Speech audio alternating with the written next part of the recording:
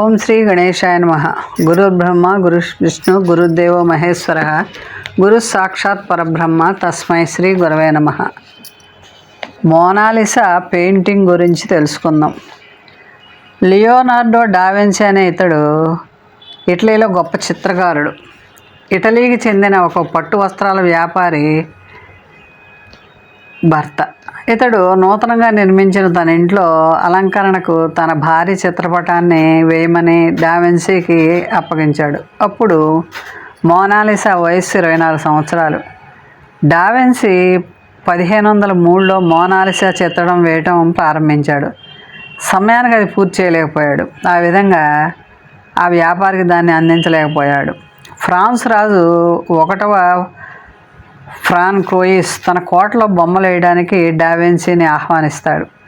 DaVinci మోనాలిసాకు అక్కడే తుది మెరుగులు దిద్దాడు. మోనాలిసా పటాన్ని రాజుకు కొనుక్కొని తన కోటలో అలంకరించుకున్నాడు. ముఖ్యంగా ముఖంలోని భావ వ్యక్తీకరణ, పెదవులపై చిరుమందహాసం ప్రజలను బాగా ఆకర్షించింది. ఆమె వెనుకనున్న ప్రకృతి చిత్రం కూడా ఈ చిత్ర సౌందర్యానికి దోహదపడింది. మోనాలిసా చిత్రం ఇప్పుడు ప్యారిస్లో టవర్ అనే వస్తు ప్రదర్శనలో ఉంది. మోనాలిసా చిత్రపటం అనేక దాడులకు గురైంది, ఎన్నోసార్లు దొంగిలించబడింది. ప్రస్తుతం దీన్ని ఒకే ఉష్ణోగ్రతలో ఉండే ప్రత్యేక బుల్లెట్ ప్రూఫ్ అద్దాల గదిలో భద్రపరిచారు. దీన్ని ఏటా 60 లక్షల మంది సందర్శకులు వీక్షిస్తారు. తర్వాత పికాసో గురించి తెలుసుకుందాం. స్పెయిన్లోని మలగాలో పికాసో జన్మించాడు. ఇతడు 20వ శతాబ్దంలో వచ్చిన చిత్ర కళాకారుల్లో అత్యంత ప్రసిద్ధి చెందినవాడు. ఇతనికి పరిశోధక మేధస్సు అనేక రకాల శైలులు, మాధ్యమాలను అనుసరించింది. 1901లో చిత్రీకరించిన తల్లి ప్రేమ అనే నీలవర్ణపు చిత్రం అద్భుత కళాఖండంగా నిలిచింది.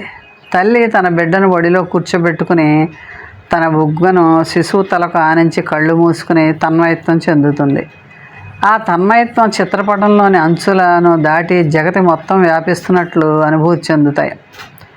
1937 ఏప్రిల్లో ఫ్రాంకో జర్మన్ మిత్రపక్షాలు పురాతన గుయెర్నికా రాజధాని బాస్క్ని బాంబులతో నేలమట్టం చేసిన ఒక ప్రత్యేక సంఘటనకి పికాసో ప్రతిస్పందన ఈ చిత్రం.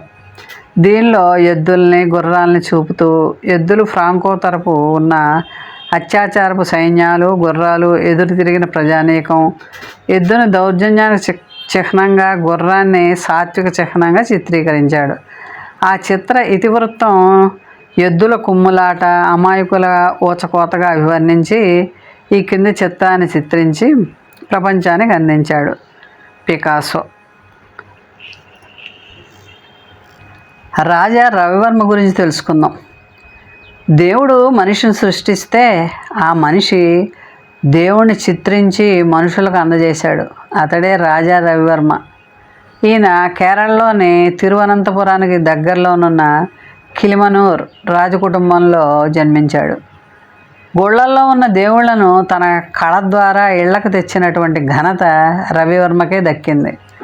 కవులకి, పండితులకు తప్ప పామరులకు, సామాన్య మనుషులకు దేవుని రూపం ఎలా ఉంటుందో తెలియని రోజుల్లో మానవాళికి తెలియజేసిన మహామనిషి రవివర్మ. వాల్మీకి రామాయణంలో శ్రీరాముణ్ణి ఆజానుబాహుం అరవిందు దళాయతాక్షం అంటూ వర్ణిస్తే ఆ రామాయణం చదివిన వారికి ఊహకి ఆ రూపం అందింది. ఆ ఊహకు రవివర్మ అద్భుత చిత్రకళా నైపుణ్యంతో రూపకల్పన చేసి మనకు అందించాడు. రాముడు, కృష్ణుడు, శివుడు, బ్రహ్మ, లక్ష్మీ, సరస్వతులు మొదలగు ముక్కోడి దేవతలు ఈ రూపాల్లో ఉంటారని రవివర్మ కళా నైపుణ్యంతోనే మనం తెలుసుకున్నాం.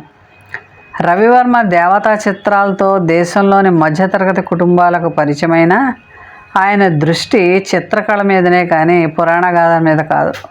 ప్రేమతో వెన్ను తిరిగి చూస్తున్న శకుంతల ఆయన చిత్రకళా నైపుణ్యానికి తార్కాణంగా ప్రసిద్ధికెక్కింది.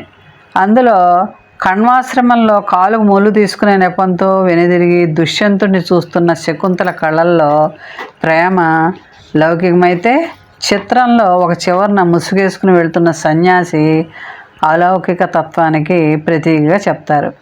రవివర్మ చిత్రించిన కావ్య స్త్రీలందరిలోనూ దమయంతి గొప్ప అందాల రాశి. రావణ్ణి కత్తివేటుకు తెగపడిన జటాయు చిత్రాన్ని ఒక అద్భుత సృష్టిగా వర్ణిస్తారు. దేశంలో రవివర్మ దేవతా చిత్రాలు ప్రసిద్ధి చెందినంతగా సామాజిక చిత్రాలు ప్రాచుర్యానికి రాలేదు. ఆయన గీసిన సామాన్యుల చిత్రాలు ఎన్నో ఉన్నాయి. దక్షిణ భారతదేశంలో జిప్సీల పేదరికాన్ని, నిస్సహాయతని, కారాగారంలోని స్త్రీలలో తిరుగుబాటుని, కోపాన్ని, రాజపుత్ర సైనికుల్లోని సాహసాన్ని ఆయన సహజంగా చిత్రీకరించారు. వడ్డాది పాపయ్య గురించి తెలుసుకుందాం.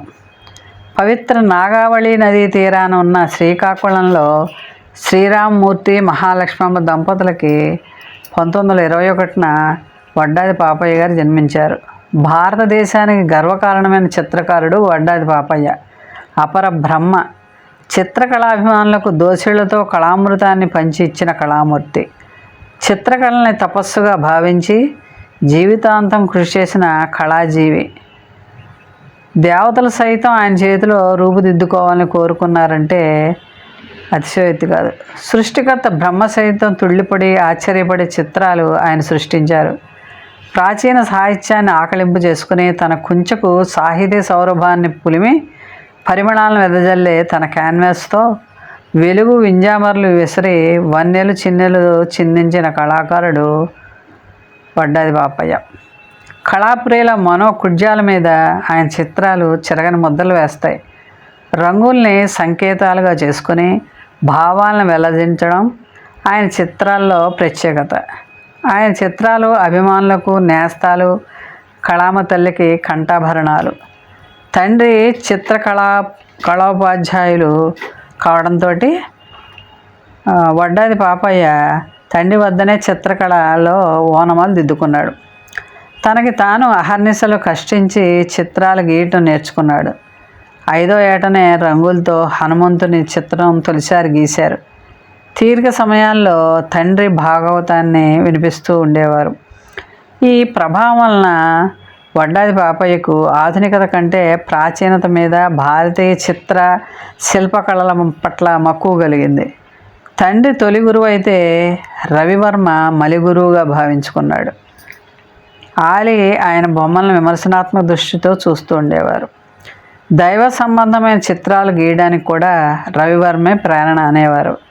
వడ్డాది పాపయ్య 1922న స్వర్గస్థులయ్యారు. బాపు. అందమైన అమ్మాయిని వర్ణించడానికి బాపు బొమ్మ ఆధారం. అందం, తెలుగుతనం, సొగసు, లావణ్యం ఇవన్నీ కలగలిపితేనే బాపు బొమ్మ. అందానికే అందాన్ని ఇస్తాయి బాపు రేఖలు. బాపు బొమ్మల్లో నృత్యం, సంగీతం రెండూ జంటగా మనకు కనబడతాయి. రేఖలలో లాలిత్యం, కారుణ్యం తొణికిసలాడుతూ ఉంటుంది. గీతలు లాలిత్యంతో వయ్యారాలు పోతూ నాట్యం చేస్తాయి. మనల్ని ఎంతగానో అలరిస్తాయి, మైమరిపిస్తాయి. అనితర సాధ్యమైనది బాపు చిత్రకళా నైపుణ్యం. ఆయన రేఖాచిత్రం వేసిన, వర్ణచిత్రం వేసిన, కార్టూన్ గీసిన ఏదో ఒక ప్రత్యేకత లేకుండా ఉండదు. గడిచిన సంవత్సరాల్లో కొన్ని వేల రేఖాచిత్రాలు, కార్టూన్లు, పుస్తకాలకి ముఖ చిత్రాలు, సాంఘిక రాజకీయ వ్యంగ్య చిత్రాలు, కామిక్స్, భారత, భాగవత, రామాయణాది గ్రంథాలకి బొమ్మలు, ఇంకా ఎన్నో రకాల చిత్రాలు ఆయన గీశారు. పశ్చిమ గోదావరి జిల్లా నలసాపురంలో ఈయన 1933లో జన్మించారు. బాపు అసలు పేరు సత్యరాజు లక్ష్మీనారాయణ. చిత్రకారుడిగా బాపు ఎంత పేరు తెచ్చుకున్నారో చిత్ర దర్శకుడిగా కూడా అంతే పేరు తెచ్చుకున్నాడు. ఇలా మన కళాకారుల్ని ఒకసారి స్మరించుకుందాం. మోహన్ వాణి ఛానల్ వారికి ధన్యవాదాలు. వినండి, వినిపించండి, వింటూనే ఉండండి. ఈ కార్యక్రమాలు మీకు నచ్చినట్లయితే వెంటనే ఒక లైక్ చేయండి, అలాగే కామెంట్ చేయండి, ఎక్కువ మందికి షేర్ చేయండి. సబ్స్క్రైబ్ చేసుకోకపోతే వెంటనే మన ఛానల్కి ఇప్పుడే సబ్స్క్రైబ్ చేసుకోండి. ధన్యవాదాలు.